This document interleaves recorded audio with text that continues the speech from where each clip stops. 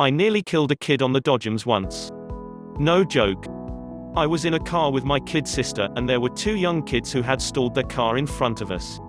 I slammed my foot down, my sister was screaming, "Get em," like we were in some Mad Max movie, and then bump. The two kids clattered together with some mighty force. One of them thought this was hilarious. The other one, well, he was in a great deal of pain, the poor little guy.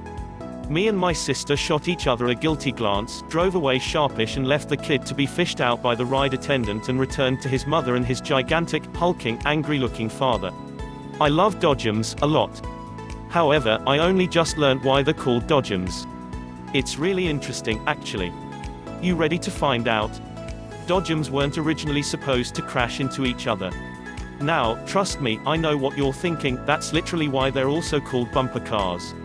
But when they were first invented in 1920, the whole point of going on the bumper cars was to, well, not bump into other bumper cars, hence the name Dodgems, because you had to dodge em. The Stoera brothers were the first dudes to put a patent on bumper cars, and they called their company the Dodgem Company. The thrill of the ride, back then, came from having to dodge your fellow riders best you could. Bumper cars weren't originally made for steering. A fun factor of the original bumper cars was that their lack of steering capabilities would often send them swirling around the track. This was down to the design and construction of the first bumper cars, which had a motor underneath the car that cut down the precision of the steering. The lack of steering didn't put people off, mind you. If anything, it made them hungry for more. People who loved wild rides kept coming back to the Dodgems, thrilled by the unpredictability that the poor steering gave them.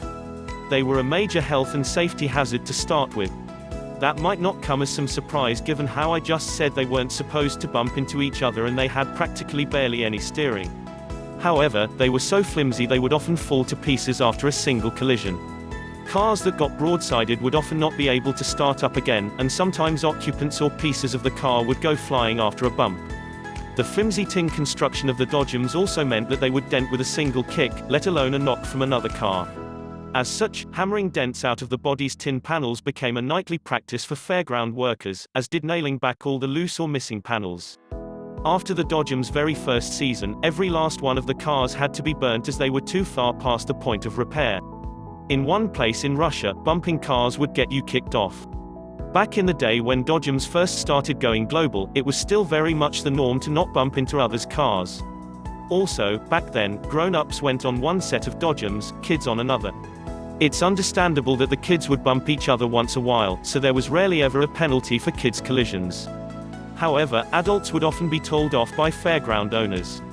One example of this being taken to a crazy extreme was in Russia, where adults on the bumper cars at one fun fair were kicked off if they collided with another car. Bumper cars were a really big success. Initial reviews of the Dodgems described them as being unmanageable due to their lack of steering. However, in the first season, the Stoera brothers reported crowds of 40 to 50 people consistently waiting for a go at the Dodgems, and that's after they'd doubled the price per ride from 15 cents to 30 cents. Crowds were a regular occurrence for the Dodgems throughout the whole summer, and the Dodgem Company managed to thrive over many summers before a next-gen bumper car design came about and took over the industry. Thanks for watching, please subscribe for more upcoming videos.